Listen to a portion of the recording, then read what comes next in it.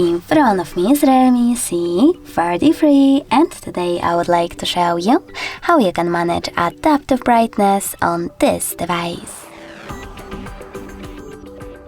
First of all, go into Settings and tap on Display section. Then tap on this switcher next to Adaptive Brightness, and as you can see after that, Auto Brightness is on, but you can always turn it off by tapping on the same one.